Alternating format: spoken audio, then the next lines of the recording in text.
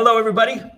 Welcome to another episode of Just Two Dads with my partner and co-host, Shawn Francis, and our producer in Hawaii, Mr. Shawn Hall. I am Brian Altunian. And today we've got a special guest. You know what's so great about going live is that we're live and things happen in the real world. Today's guest, who just dropped off, will hopefully be coming back on and joining us. Is a special needs educator, an entrepreneur, an amazing businesswoman. She's a mom of 6 and just an all-around amazing person. She's also on the Hawaiian Islands. And so a little bit of a technical challenge, apparently, to get us started and get us rolling today, but that's okay. Still going to have a great conversation. So hang with us here at Just Two Dads. Oh.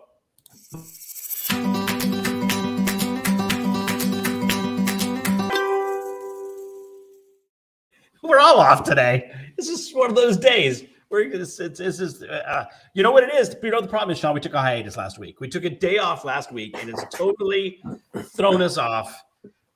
So everybody, welcome. Thanks for joining us. Thanks for hanging out with us. I'm Brian Altunian, along with Shawn Francis and Shawn Hall out in the Hawaiian Islands. And our guest, when she pops back on here, is going to be amazing. It's going to be an amazing conversation. But before she gets here, I just want to thank everybody for joining us on Facebook. And if you've got some comments, please put it in the chat. Let us know what's on your mind. If there's some things you'd like us to talk about. If you're catching us on Google Podcasts, welcome. Looking forward to communicating with all of our audiences from ever. Oh, there she is. Fantastic. See, it just happened. There she is.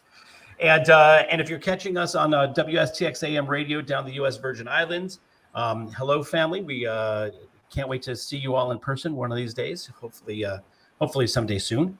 And finally, on Roku channel, Powered Media Communications, welcome. For anybody who's listening or who's followed us all along, Shawn and I have been doing this show for almost 2 years now, and Shawn Hall has been our producing partner, creates all the graphics, keeps us on track, keeps us on time. And you know that Shawn and I started doing this podcast several years ago because we are in the financial services industry and we serve the special needs community. And we kept finding amazing warriors that were doing great things for the special needs community. And so we wanted to create a platform to highlight the great work that they're doing. And today's guest is no exception. We're going to get to her in just a second. Before we do, I want to throw it over to my partner in Thrive, Mr. Shawn Francis. You're muted at the moment. There you are. Hey, buddy, how you feeling today? By the way, I want to let the audience know, Shawn and his family recovered from COVID, and so got a little something going on in his throat. But he has powered through and is here today. So I usually ask every week, how you feeling, Shawn? Today, I really mean it. Like, how you feeling, Shawn? I'm feeling really good. Perspective is everything. I'm still foggy and everything, but my being muted there was intentional because, as you mentioned, I'm sitting there like clearing my throat and my brain at the same time. It's like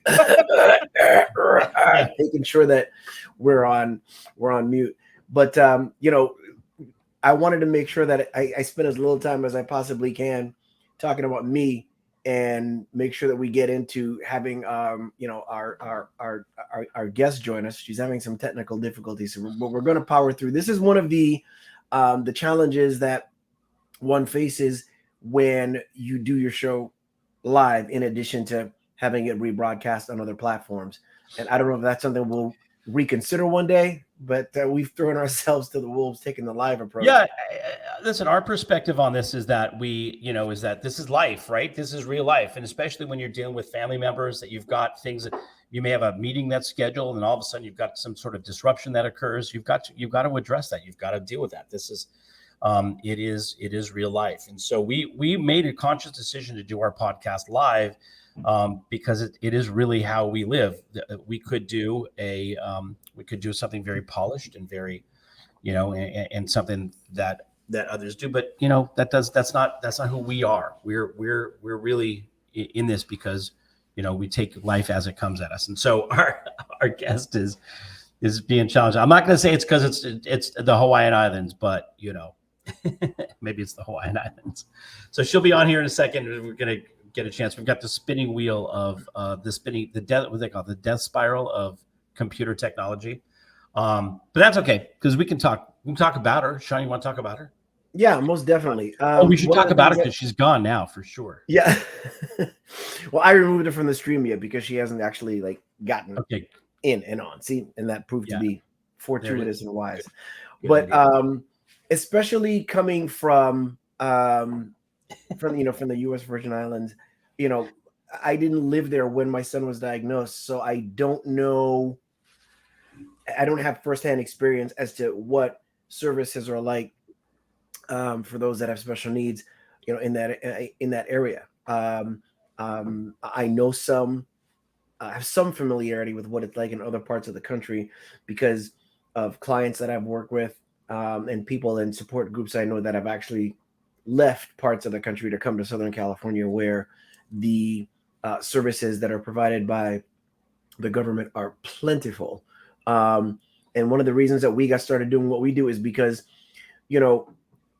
people have access to a variety of services, even the ones that are here that are plentiful. Whether you're talking about respite, financial aid for certain items, and therapies and things like that are free of charge, you don't know what to ask for if you don't even know that you have access to it. So a lot of the guests that we encounter are people that their business is, for lack of a better term, an answer to the question, my child was diagnosed today, what do I do tomorrow? And so I'm always curious as to what services are like in other areas. And one of the things that I'm looking forward to speaking with Lana about, as she joins us just here in a second, is what the services are like in Hawaii. And we're also going to be talking about what led her to the path of being an educator for those in the special needs community, because I'm always curious as to exactly what that situation is. But like we said, she's a wife, a mother of 6, and an educator. We're going to talk about her path to the special needs community as a profession.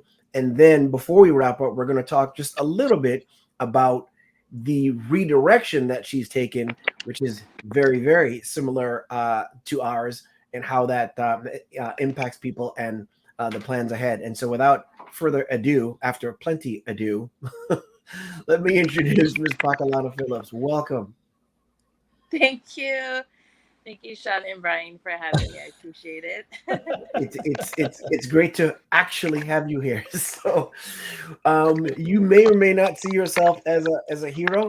We think you are. Why don't we start with, once you get your mic situation there, start with a little bit about your origin, because how we begin, where we're born, and who raises us, literally and figuratively, plays such a role in how we contribute to the world and how we respond to the challenges that life gives us. So let's start with that. Where in Hawaii are you from exactly? Can you hear feedback? Is that okay? Can you hear? You're okay. No, You're good. You're fine. We gotcha. Okay. So originally, I was born and raised in Oahu, Honolulu, Oahu. But my father was in the military, so we traveled a lot. So I started elementary school in Germany. And Hawaiian customs are a little different. I was mostly raised by my grandparents. I would live 1 year with my parents and then 1 year with my grandparents. And so I went to school 1 year in Germany for kindergarten. Then first grade, I came back to Salt Lake, Oahu, and went to school there, and then went back to Germany for second grade. And then we moved to Barstow, California for 6 years. Wow. Wait a minute. You said Salt Lake, Oahu. So you were in Utah and Hawaii, or is there a Salt Lake in Hawaii? No, there's a Salt Lake. Actually, where Honolulu Airport is. Yeah. That actually is right next to it's called Salt Lake. Never knew that. Actually a salt lake right inside of where it used to be a volcano. And so there's 2 Salt Lakes. There's one in Oahu, and then there's Salt Lake City in Utah. Yeah. Okay. So I went to school in Salt Lake Elementary School on Oahu, and then went back to California, Barstow, California. And most of my life was back and forth from my grandparents' house Even though we were raised in the military and far away, every summer, spring break, and Christmas, we would fly back home to the islands. And so all my summers were raised with my cousins. And during the summers and breaks, we would actually go to my dad's family's home in Kauai. He's the oldest of 15 kids. And we would paddle canoe for Hanalei Canoe Club, and we would work in the taro patch, and then we would fly back to attend school wherever my dad was stationed in Germany, California. So I had the ability to be able to be raised and be able to travel all over the world. And I think that gives me a greater appreciation of Hawaii, because sometimes people that live in Hawaii, a lot of the students that I've had, most of them don't even leave the island because it's expensive, right? And so they don't really get to travel outside. Maybe they go to Disneyland maybe once or twice in their lifetime, but a lot of the students that I've had, they actually don't leave Hawaii, maybe inner island a little. And I think that's why I love Hawaii so much, just because I've been all over the world, and there's nothing like home. Like, really, there's nothing like home. Yeah. So my mom's family was raised in Oahu, and my dad's family is on Kauai. So we traveled a lot as children, back and forth between families and my grandparents, and back with our own family, So I was raised with a lot of cousins. My dad's the oldest of 15 kids. So when we would go to grandma's house, there would be like 10 to 30 cousins. Wow. For the whole summer. And we would and it was like a small 2-bedroom at the time, and then they extended, but we all just slept right on the floor. And you would just kind of have to step over people to get to the bathroom. It was super fun. It's some of the greatest memories I have is being raised with that many cousins, And so we have a really big family, of course, with 15 kids. And there's, I think when my grandmother passed away, there's 100 of us cousins at the time, and still growing. Wow. But it's wonderful being raised in a big family. Wonderful. Yeah, for sure. Wow. I have spent quite a lot of time in the islands. My folks, we used to travel as a family at least once a year for a week or so. I've been to all of the islands, and I think I may have shared this story with you. There's a time when as an adult, I took my own family to Hawaii. It took me a couple of days to sort of de-stress, but once I was able to sort of breathe in that Hawaiian air and the feel, and it's an at-home feeling. It's such like I feel the stress leave my body, and it's such an amazing place. And in fact, I still use it as my happy place. It's where I go to, when I'm like, if I'm feeling any stress and I want to go someplace where I can just sort of mellow out, I think about my various trips to the islands. In fact, my folks have retired and live on the North Shore of Kauai now. So I get it. Like, it is a magical place for sure. So you got into, so where did you attend high school? I was really fortunate that by the time from 8th grade on, I lived with my grandparents in Salt Lake, and attended Mauna Loa Intermediate and High School. So it's really wonderful that I was able to attend high school all 4 years at Mauna Loa High School. Okay. That's actually where my love of special education started, because one year I tried out for the basketball team, and I never played basketball before. And I made it onto the team. That was like so surprising. Even my parents were shocked that I made it. I was shocked that I made it. But my varsity coach, she was one of the most inspirational teachers I've ever had. She was not only just an excellent coach, but she was a special education teacher. And since I was a child, I always wanted to be a teacher. But it was in high school, and it was the influence of my coach, Coach Dana, my basketball coach, and watching her in the special education field as a teacher really inspired me. And I always wanted to be a special education teacher from then on. And so that's why I ended up going to college and studying special education, because I really wanted to be like her. She taught me so many life skills, and she was, of course, we were OIA champs, and it was because she had good work ethic. And she taught us not only about the game, but how to apply basketball to our lives. So she was Wow. such an excellent teacher. I ended up being a special education teacher because of her. Wow, that's fantastic. Now, do you know if within her family she had any family members with special needs? You know, did you ask me if she had special needs children in her own family? Yes. No, at that time she wasn't married. So Okay, she so didn't have that any says a lot. children. So for So those that are she, listening, let that be a lesson to you. You never know who's watching. You never know the impact that you have on people. Many of us that are in the special needs community are here because we have children or family members that have a disability or diagnosis or are the product of a catastrophic injury. But there are so many people that step into the community by complete choice and not circumstance, and that's something that's to be noted and very, very well appreciated. So continue with that then. So then where did you go to college then? so I attended college at BYU Hawaii on Oahu, which I absolutely loved because it's a smaller college right on the North Shore. It was Mm-hmm. nice because I was away from my family, but I still came home on weekends, and I came home on every weekend. My family is really close, and so it's really nice to be away for college but still be home. Yeah, And have the best at of the both time, my worlds. grandmother was still alive, so we would come home, and she loved to play cards, so we would play cards on the weekends. Oh, that's fantastic. So you go to school, you finish school, and then tell us about the first job that you then had working as a special education educator. I know we're trying to load up onto. Let's see if this will Okay, work. Flip that Sorry. over here. that's There you okay. go.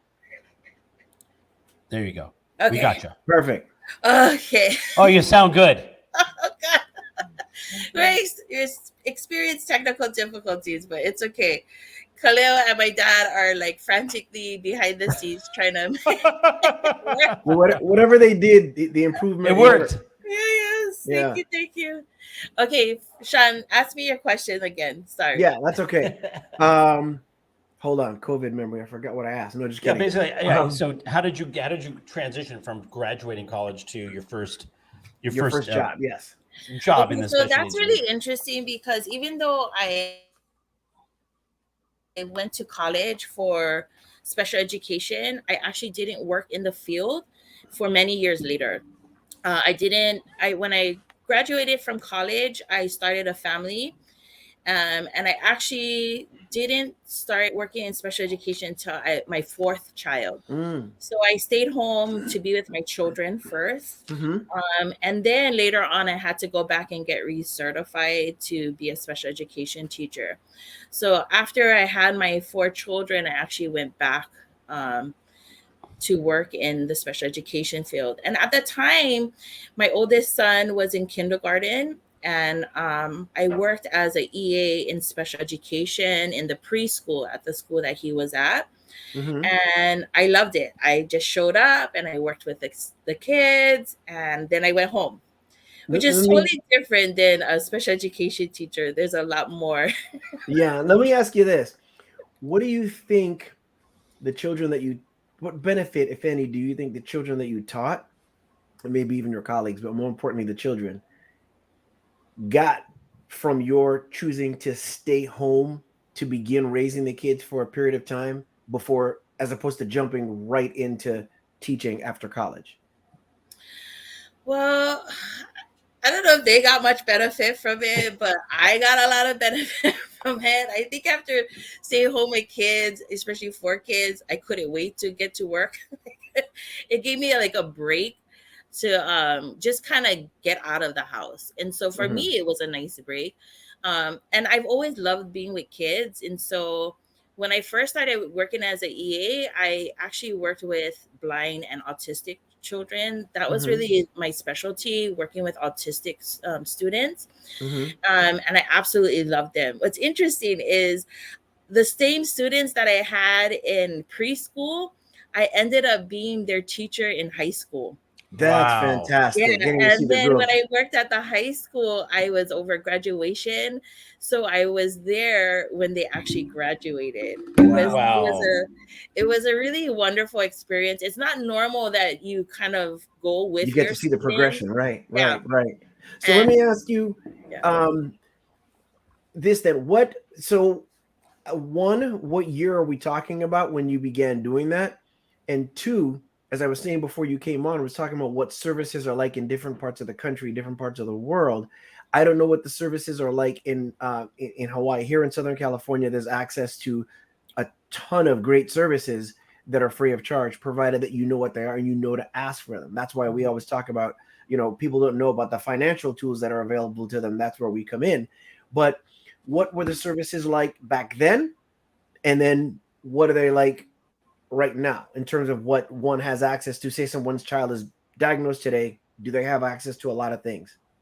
Absolutely. Hawaii, when it comes to our special education students, they have everything you can think of, right? You just definitely have to get them to a doctor, get your paperwork, call the school, have them start the process. Mm-hmm. But everything from an OT coming to your home or special services for each student that Hawaii definitely has a lot of services for our special education students. Everything you can think Fantastic. of. That's When I great. worked in when I worked at the high school, at Lahainaluna High School, they do an inclusion. Actually, all of Hawaii, they do an inclusion model, Mm-hmm. which I actually love. Of course, the more severe are separated just because they need a lot more There's different needs. attention, and they do more life and living skills. Mm-hmm. But majority of the time, they're in inclusion classes, which I Wow. absolutely love, because what happens is a lot of times parents either don't think that their kids are special ed, and so they never reach out for the services, because sometimes you have students that are on the borderline. And one of the Mm-hmm. things that I loved about inclusion classes was that you co-teach with a regular education teacher, but as a special education teacher, I'm able to actually work with all of the students, even Mm-hmm. those that are not identified as special education, Mm-hmm. and some that kind of are like borderline but not getting the services. So Right. as a special education teacher, I was able to help all of them, and it didn't feel like, oh, she's a special education teacher and he's a regular education teacher. We co-taught together. Mm-hmm. And so most of the time, the students in there had no idea I was the special education teacher, Ah, right? Because you serviced everybody, but then we both understood who was the special education students and who needed special attention, but really you gave it to all of them. So And everything is a so step towards inclusion. Yeah, our son Elijah, his very first teacher was originally from Hawaii, and she eventually moved back to teach there, and she still does to this day.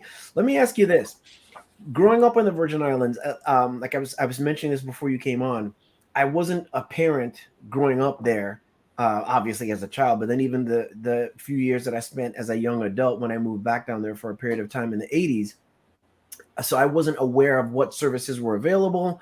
I knew there were classes and things like that, but I also know that at the time, from a cultural standpoint, um, those with special education were kind of, mocked and made fun of, especially if you weren't affected directly.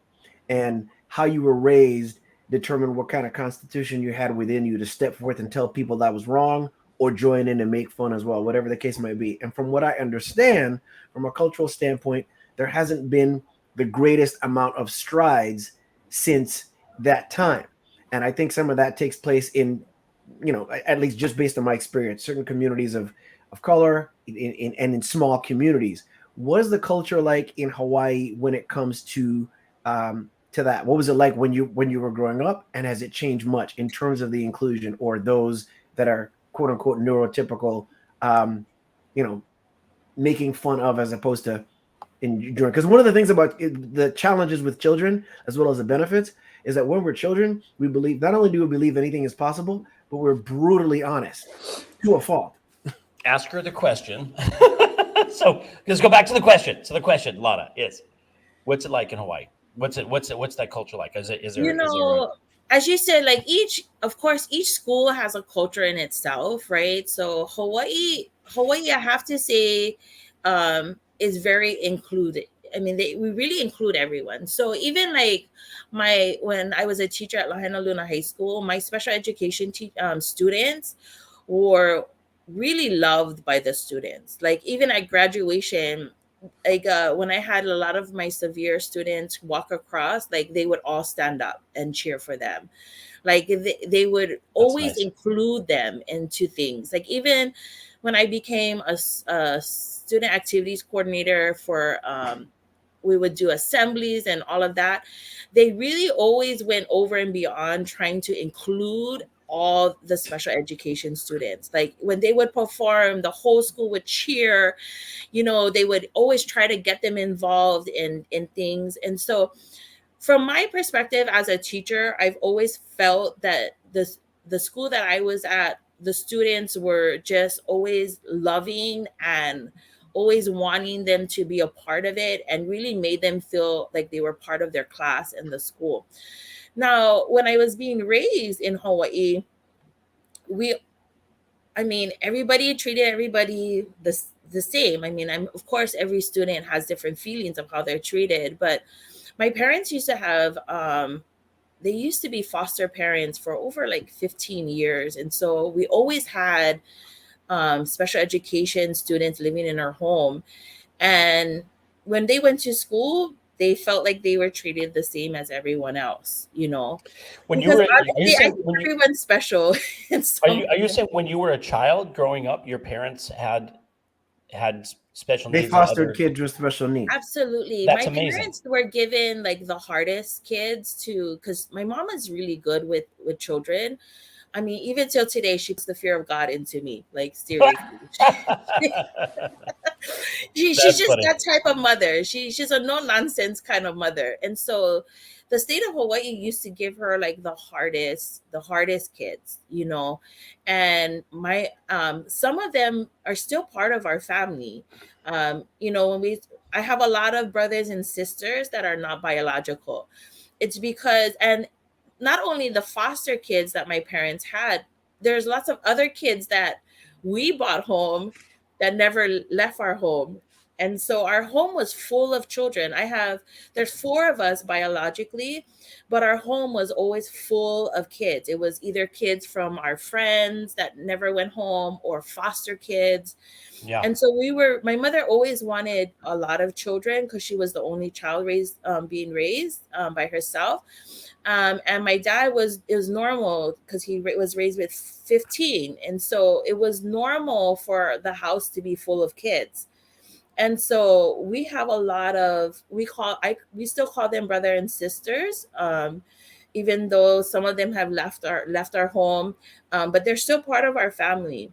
And so, even for them, when we went to school, it wasn't like they were, different. They were just in sometimes different classes, or they had a little bit more services. But for even our own brothers and sisters that we were raised with, a lot of them were in special education, and it wasn't a big deal. It really is amazing. It's amazing that your family's taking that on. Amazing that the culture there in Hawaii is such that it's all about inclusion, and that kids in the schools that's part of their natural way of being. I don't think that that's the experience for a majority of folks. In fact, I think it's quite the opposite. So that's incredible. And so I don't know, Shawn, was there another question that you had follow up? The last question was long enough to cover a lot of ground. So she got it. Yeah. I know she did. My mind wanders constantly, so I keep forgetting what the question is half the time.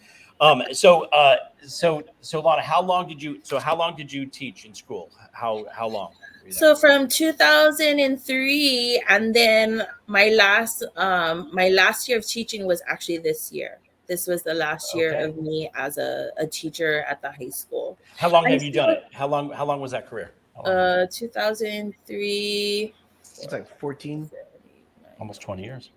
15, 14, 15. Yeah. Well, and I took a break in between there because we moved islands. So, you know, it seems like forever. But, you know, I went from an EA. Most of my years was as a special education EA. And I have to say that's my favorite position, because like I didn't have to deal with any of the paperwork and meetings. Like I felt like as a EA, I mean, I was actually more hands-on with the students and with them more than being a special education teacher. Just because as a special education teacher, like the pay is better, of course. I don't know how people afford to be an EA. I think in Hawaii they pay $10 an hour. I think you get paid more at McDonald's or the ABC store. And I was just lucky that my husband had a really good profession that allowed me to be an EA. That's the other thing, is most people can't even afford to be an EA, right? For that kind of pay, that didn't even pay half the rent. Seriously, Wow. you know, because the rent or even a mortgage in Hawaii is really expensive. Yeah, cost of And living is very so high. that's where the biggest issue right now in Hawaii is we don't have enough staffing, because you just can't afford to be an EA. I ended up having to transition into a special education teacher just because the pay is so low. And even for my friends that worked as an EA, the medical insurance was one whole paycheck and a little bit more of your second paycheck. So I used to work with ladies that their whole paycheck went to pay for medical because the pay is so low, you know. But I have to say it was one of my favorite positions, but I actually had to build another company that I had a residual income so I can actually afford to be a teacher. I was just going to ask you that, because the one thing that we made this comment when we were describing you in the very beginning is that you're also an entrepreneur. So you've been involved in other businesses as a business owner, and your husband has a profession that allows you to be in business together as well. Talk about those. What kinds of stuff were you Yeah, doing to so supplement? you know, my husband and I have owned 3 production companies. We own a luau show on the Big Island at the Outrigger, and then at the Keauho Sheraton, and then one on Maui. And so I used to manage all of the reservations and all of the office stuff, and my husband took care of the show. And then when we moved back to Maui, I really wanted to go back. I really always wanted to be a teacher. I just couldn't afford to be a teacher. So by then we had started a company when it first started with doTERRA, and we helped in about 3 years. We built an organization with about 2,000 consultants all over the world, in the Wow. US, in the Pacific. We opened French Polynesia, helped with Canada, and of course, Australia, Japan, you name it, like all over the world. We've traveled a lot. And so that really afforded me that income, allowed me as a mother with 6 kids, because now by the time I went back to teaching, I had 6 kids, and it allowed me the financial stability to be able to actually be an EA for $10 an hour. So sometimes I feel like I was doing more community service, because really it wasn't because of the pay, because the pay really didn't, I mean, that actually pay that I got paid for as an EA went for our Costco bill to feed 6 kids. I mean, they eat a lot. Sure. Right. And so, you know, unfortunately, that's just what you had to do in order to be a teacher, you know. And so right now, I just read an article. The Big Island is short 200 teachers on the Big Island, right? Wow. And so we have such a big shortage in Hawaii. They were recruiting for years from the mainland, but it's sad. Most of them didn't even last 1 year, because by the time they get their first paycheck, I don't know why it takes a month to 2 months with the DOE, but then the cost of living is so high. Even though we get paid really well, the cost of living, I think we're like the lowest as far as how much we get paid and the cost of living. And so usually teachers will only last that they come from the mainland, maybe 1-2 years. I mean, I've had some that only lasted 1 month, right? Wow. And so they spend all this money recruiting from the mainland, but by the time they get here, they can't find a place to live. It's super expensive. We some islands don't really have good transportation, so they need to get a vehicle. So holding on to teachers is hard. And most of the time you make more money. Unfortunately, I mean, a lot of my teachers have gone to be working at the hotels or even at the ABC store, paid more than at the What is the ABC store for those that are not familiar? It's like a small little convenience store that kind Like of a 7-Eleven or something like a like that. 7-Eleven. Exactly. Yeah, right. Like a 7-Eleven. It's on every block. Like they have better medical. And so I've even known some teachers that have left to work for, a convenience store that get paid more. But almost every teacher that I work with at the high school, it's they work full time as a teacher, but then they all have second jobs. Wow. Unless they have a spouse that works full time. Almost all teachers in Hawaii work full time as a teacher, and then most of them, we actually try to get out of school early because they go to their second job. Wow. So most teachers are working 2 jobs, especially if they're single. That's just how you have to make a living. And so you don't really have that much time to really work on your lesson plans and really refine them because you're working 2 jobs. Yeah. Is that what played the major role in you deciding? It's kind of a silly question, but in you deciding, look, I need to look elsewhere because I love what I do here, but in terms of survival and being able to actually like thrive as opposed to just survive, I need to look at another stream of income. I wasn't really looking for another stream of income. The pandemic really, what happened was my husband's a full-time musician and he's been in that industry for over 30 years and has never been short of work. The pandemic, he couldn't play anywhere. Nothing was open.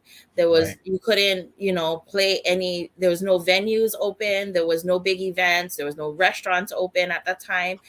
So because he was the one that made the most money, when he didn't have any work, that really made us relook at our finances and everything and be like, oh my gosh, what are we going to do? Because I was still able to work online and teach online, but not having his income made a big difference. And so that forced us to really look at, okay, what else can we do? So the first thing was I just really wanted to figure out how to do better with my finances. And so I was really looking for the education. But then when I started looking at how it was helping me and my family, I was like, every family needs this kind of education. And so normally as a teacher, when you find something that's so life-changing and every human being on the planet needs financial education, I was automatically like drawn to it. Yeah, because I felt like, oh my goodness, if every one of my students had this kind of information, if every one of my family had this information, our lives would be so much different than what it is today. And so it was really more of a passion of like really like trying to get out and educate as many people that I knew or family members or friends, because it was life-changing for me. And then the business, of course, just came naturally with it because it kind of went hand in hand. Because when you help educate people, they make better decisions with their money and make better life choices. And then that ended up driving my business also.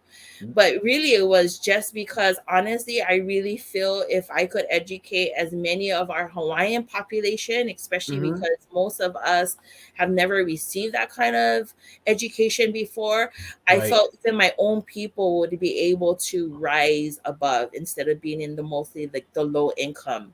That's fantastic. And so what you did is you answered my next question before I was able to ask it, but I think there's value if the audience can hear it asked anyway, which is, so you were teaching, you worked with, the other company you mentioned beforehand who provides essential oils and things of that sort, and you were doing well with that.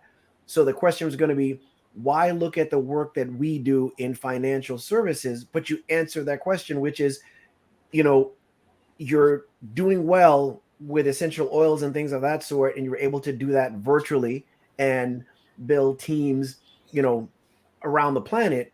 But then when you're introduced to something that gives you education and allows you to make the most out of that money that you're making doing the essential oils business, your thought is, wait a minute, if this has impacted us and we know how to, what to do with what we're earning here, everybody needs this. So then a natural transition takes place. And before you know it, you find yourself in financial services because you realize that more people need that than anything else. So they say that the most valuable things are caught and not necessarily taught. So I want people, for those that had that go over their heads, think about what that means. Is that she found something that she's passionate about, right? Sees a need, and then sees a need for the community that she belongs to, which is there locally on Hawaii, which is much like what Brian and I have done with our community being the special needs community, and the need only continues to grow and grow and grow and grow. It's so interesting you say that. As long as I've been doing this, I always feel like there's a certain level of comfort you have with what you do, and you forget what people don't know.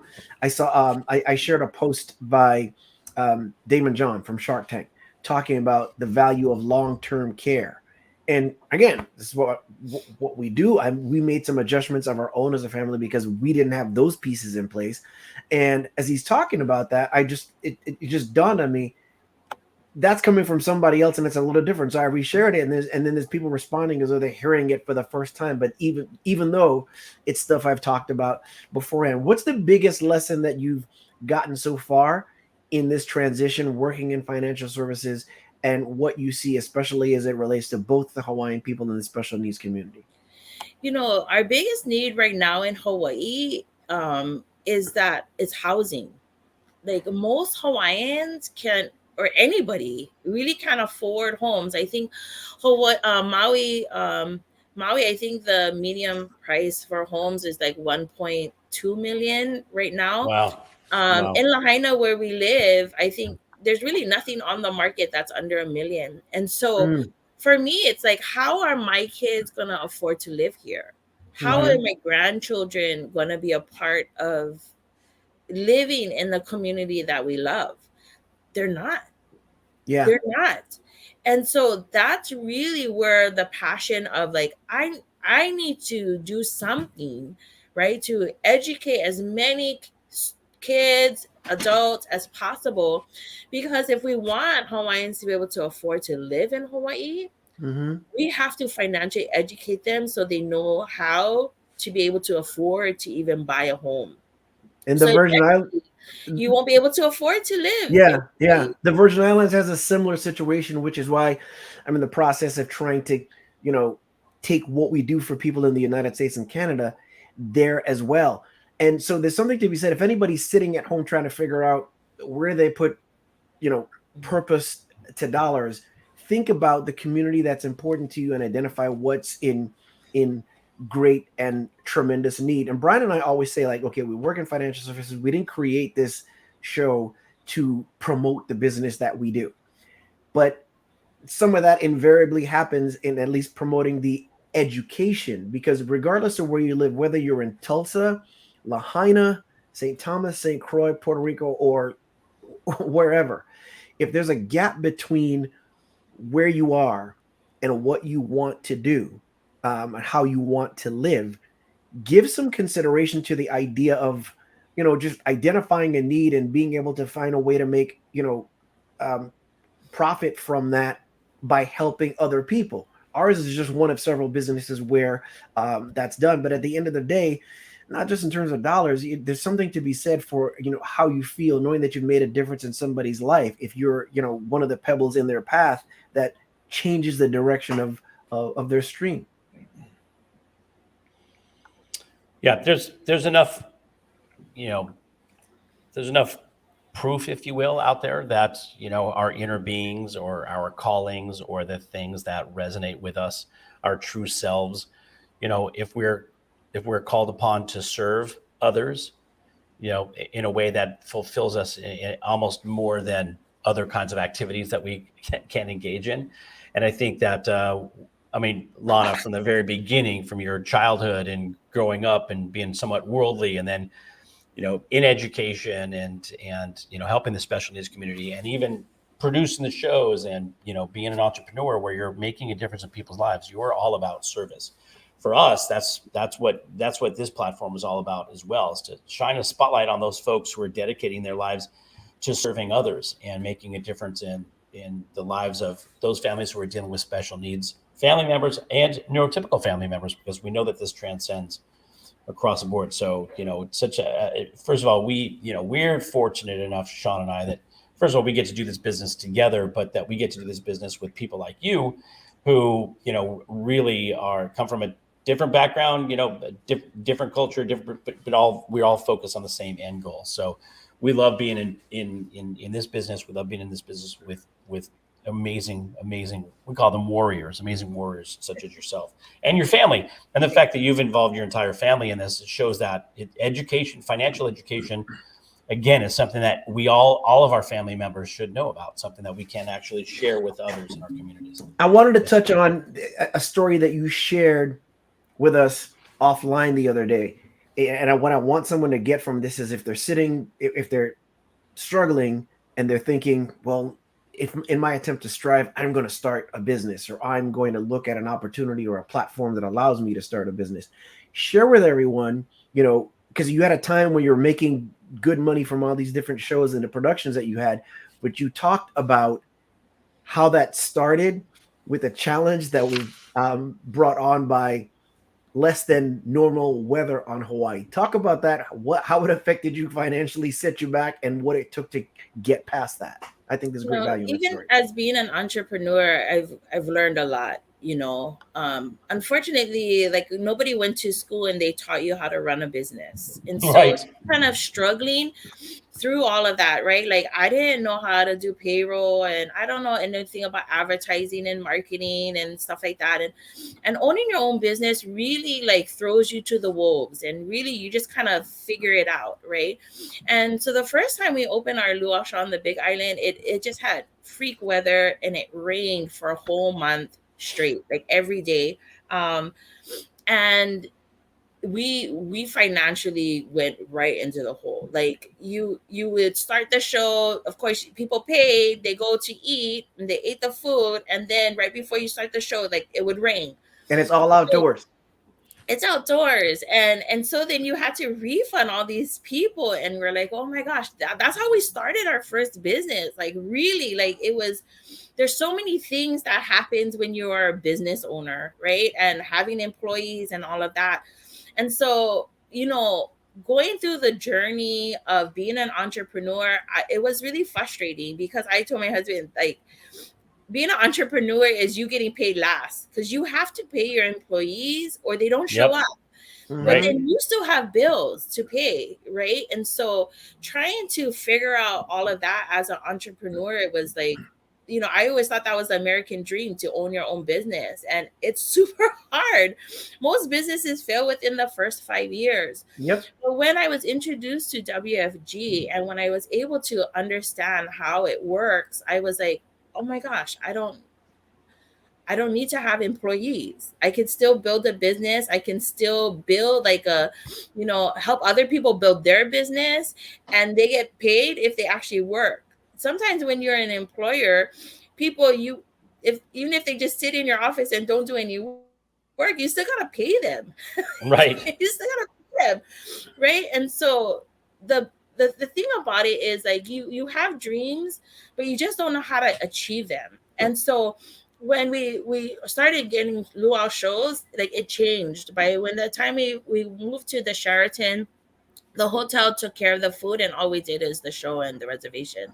When we finally moved to Maui and did our luau show there, we ended up doing nothing of the reservation advertising. A company did it, and they took care of it, and all we did was the show. So Let me what I've learned is like you have the least responsibilities, the better with Mhm. owning the business, and having somebody just pay you directly and just you do what you do, what you're good at, and the least responsibilities and get paid a bit higher. There's two things I wanted to touch on there, which is if you had been deterred from that first challenge, you would never get to the opportunity where you were in business with someone or an entity that took all of that stuff off your plate. You would Right. never get to that point.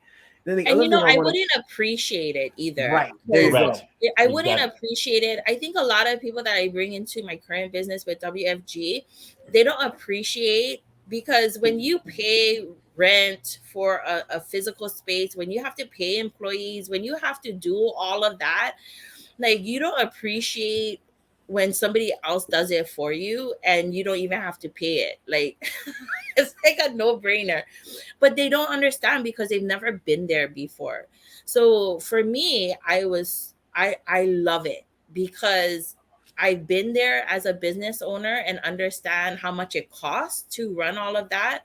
Mhm. And then when you have somebody else do it for you for free, hands down, it's the best So thing. here's the lesson there if you haven't caught it. Two things. A degree is important, but it's not practical application. And Brian can attest to that because Brian has experience in the corporate world, having had an MBA and having the right degree and everything like that, and then taking advantage of a platform where the typical startup costs and weight that you have on your shoulders with regard to payroll and all those kind of things are taken care of. So, one, before you think that you have to have the right degree, you're going to learn more by just going out there and doing. Number one. Number two, the other thing is whatever opportunity there is that's out there that you find, whether you're looking at a company like ours or somebody else's, give some thought to something that takes weight off of your shoulders and allows you to focus on what it is that you're good at. At this point, Brad, I don't know if there's anything you wanted to throw in an ad because as Yeah, usual, time just runs by. Yeah, I was just going to add just one thing to it. I actually just wrote an article for an organization and brought up this exact point. One of the things that we forget about is that what our worth, how much we are worth and the contribution that we make to the business. There are a lot of tasks that we end up doing as we start our own business that, if you imagine if you're worth a couple $100 an hour, as an example, doing the job or the task of something that you could pay somebody 10, 15, or $20 an hour to do, sometimes that makes more sense to offload those tasks that you don't have to, like your reservations and all those other things that you were talking about, Lana. Hand that off to somebody else who can do it. And the problem that most people have is they don't value themselves high enough to be able to offload that. So, anyways, that's the only thing I wanted to add. But I know we're getting close to the end of this episode, and I know Shawn's got a question that we ask every guest, Lana. So, I don't know if we talked about it ahead of time. We're gonna go ahead. So we're going to find out right now. We'll find out right now. Here we go. Yep, our ability to change the world is tied to our ability or willingness to change ourselves. So with that in mind, give us one example of a thought or belief that you once held dearly and believed strongly, but no longer believe to be true.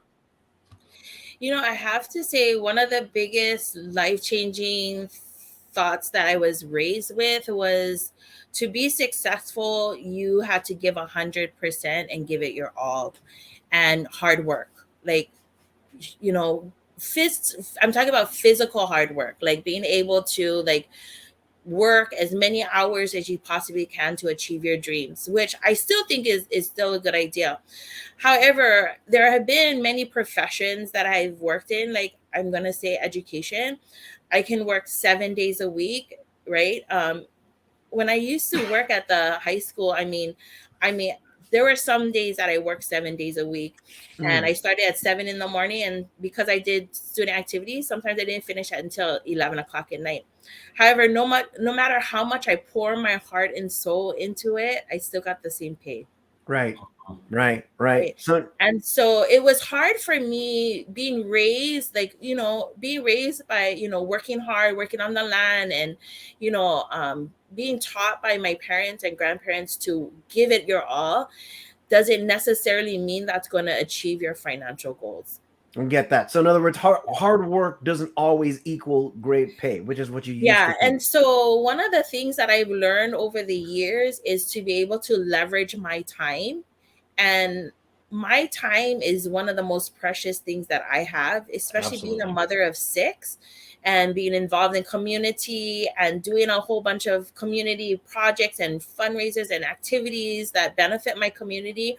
Really, my time is the most precious there is. And so learning later on in life that learning to leverage my time and my energy and using other people's time and energy to complete something has been life-changing to me. And I think in my new current business, being able to leverage as many other trainers to help build my business, because I can't physically, you can physically be there, but when you have other people building it for you instead of you doing all the work, was life-changing. I think that was really hard for me to understand that concept.